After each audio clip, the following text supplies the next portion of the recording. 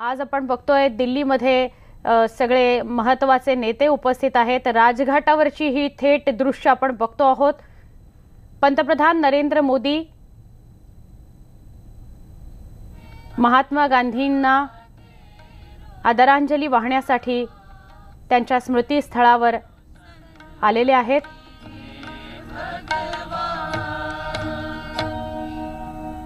पंतप्रधान नरेंद्र मोदी आपल्याला दिसतायत, निर्मला सीतारामन आपल्याला दिसतायत आणि सुब्रमण्यम स्वामी आहेत, जे महात्मा गांधींच्या स्मृतीस्थळावर गांधीजींना आदरांजली वाहण्यासाठी आलेले आहेत। राजघाटावरची ही दृश्य आपण बघतोय। पुष्पचक्र स्मृतीस्थळाला अर्पण केलं जाईल पंतप्रधान नरेंद्र मोदींच्या हस्ते। काही वेळापूर्वी काँग्रेस अध्यक्ष राहुल गांधी देखील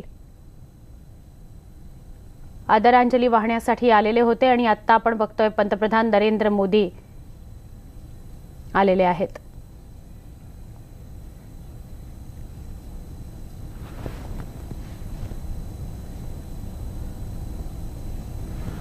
राष्ट्रपती रामनाथ कोविंद आपल्याला दृश्यांमध्ये दिसतात। सगळ्यात आधी राष्ट्रपती रामनाथ कोविंद हे पुष्पचक्र अर्पण करतील गांधीजींच्या स्मृतीस्थळाला, त्याची दृश्य आपण बघतोय। राष्ट्रपती रामनाथ कोविंद यांनी महात्मा गांधींच्या पुण्यतिथीनिमित्त त्यांच्या स्मृतीस्थळाला भेट दिली आणि गांधीजींना आदरांजली अर्पण केलेली आहे। आज राष्ट्रपिता महात्मा गांधींची 71वी पुण्यतिथी आहे।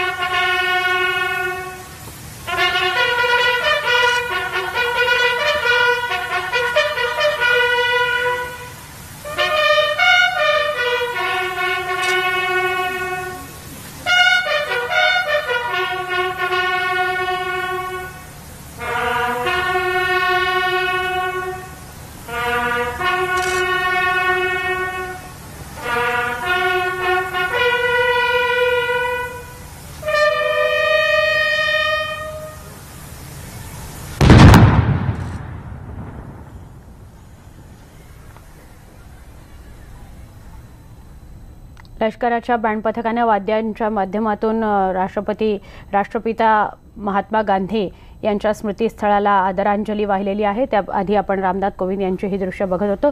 पुढच्या बातमीकडे बोलणार आहोत। ज्येष्ठ सामाजिक कार्यकर्ते अण्णा हजारे पुन्हा एकदा आंदोलन करणार आहेत। त्यांच्या आंदोलनाला सुरुवात झालेली आहे। जलसंपदा मंत्री गिरीश महाजन स्वतः दूरध्वनीवरून आपल्या संपर्कात आहेत।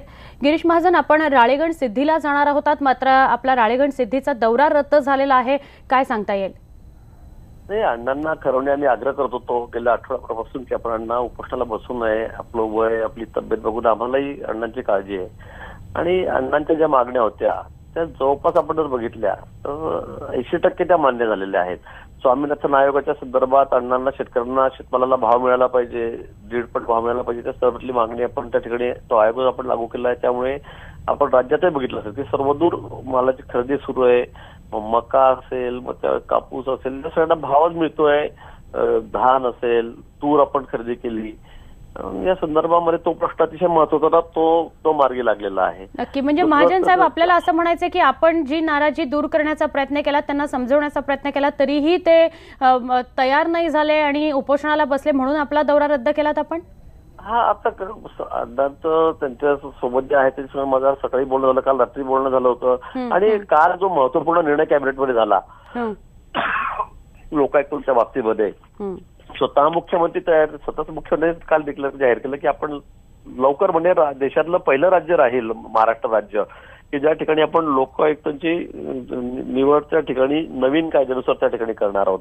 त्या संदर्भामध्ये कालच आपण ती समिती त्यानंतर चयन समिती होणार म्हणून मुख्यमंत्र्यांनी घोषित केलं.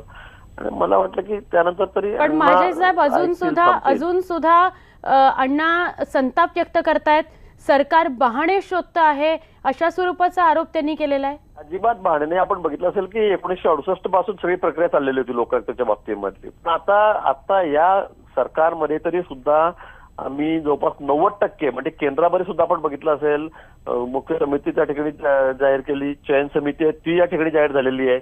आपण बघतात की कोर्टामध्ये आता हा विषय चाललेला आहे. मला वाटतं या 15 दिवसामध्ये महिनाभरामध्ये हा विषय मला वाटतं आचारसंहिता लागायच्या आता हा मार्गी लागेल.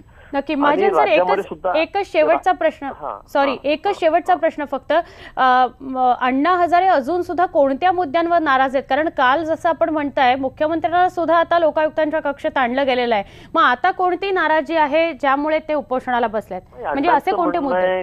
अण्णांचं म्हणणं आहे, आता अण्णांचं सबसिडीच्या बाबतीत म्हणतो, ट्रीपच्या बाबतीमध्ये आम्ही 70% सबसिडी लागू केली, धान्य खरेदी मी मोठं केलं. आणि अण्णांचं म्हणणं की लोकपालच्या बाबतीमध्ये लवकर निर्णय झाला पाहिजे. आता आपण बघतायत काल आजच पेपरमध्ये बातम्या वर्तमानपत्रात की आता लवकर हा निर्णय होईल, कोर्टाने आता तारीख दिलेली आहे शेवटची आणि त्याच्यामध्ये हा निर्णय होणार आहे. आणि आम्ही सगळी प्रक्रिया पूर्ण केलेली आहे, सगळी चयन समिती वगैरे सर्व झालेलं आहे.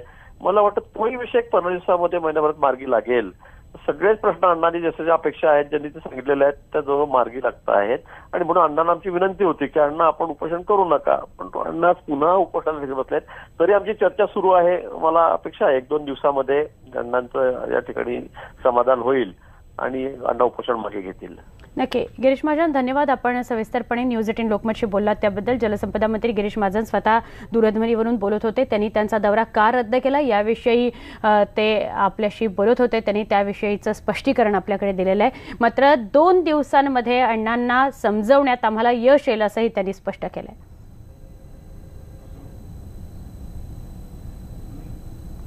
थेट जाणार आहोत. साहेबराव कोकणे आमचे प्रतिनिधी राळेगण सिद्धीमध्ये उपस्थित आहेत, त्यांच्याशी बोलूया.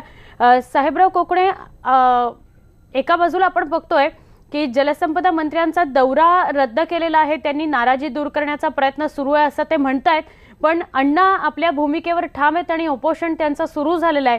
काय सांगाल? हसू निर्माण व्हावं यासाठी अण्णा या वयातही उपोषणाला बसलेले आहेत. त्यामुळे एक तर आपण 26 जानेवारीला ग्रामसभा घेतली, सर्वांनी आदरणीय अण्णांना विनंती केली की आपण उपोषणाचा मार्ग स्वीकारू नका. परंतु आता ती वेळ नाही.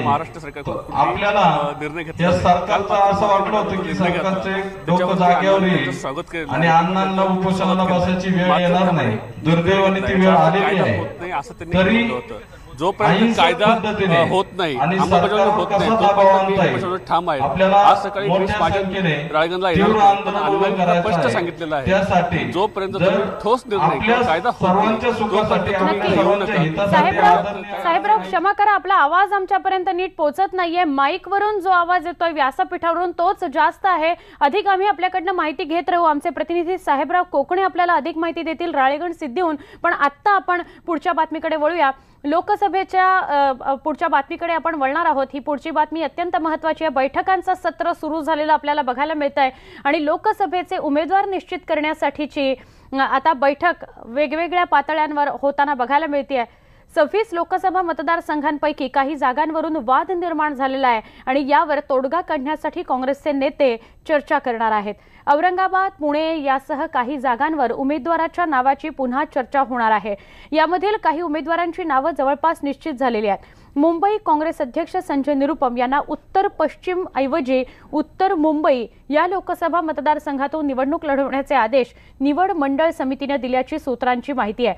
निरुपम यांना गुरुदास कामत यांच्या उत्तर पश्चिम या लोकसभा मतदारसंघातून निवडणूक लढवण्याची इच्छा होती. आता राजकीय गोटातून महत्त्वाची बातमी. शिवसेनेशी युती केली नाही तर भाजपसाठी परिस्थिती कठीण असेल अशी चिंता खुद्द भाजपच्या खासदारांनी मुख्यमंत्र्यांकडे व्यक्त केल्याची माहिती सूत्रांनी दिली आहे. वर्षा बंगल्यावर मुख्यमंत्र्यांनी विभागनिहाय भाजप खासदारांच्या बैठका बोलावल्या आहेत. यावेळी खासदारांनी मुख्यमंत्र्यांशी बोलताना युती संदर्भात चिंता व्यक्त केल्याची माहिती सूत्रांकडून मिळते. 2014 सारखी परिस्थिती नसल्याने युती न केल्याचा फटका लोकसभा निवडणुकीत भाजपला बसू शकतो असा फीडबॅक मुख्यमंत्र्यांना देण्यात आल्याचं कळत आहे. याबाबत आज पुन्हा भाजपची बैठक होणार आहे।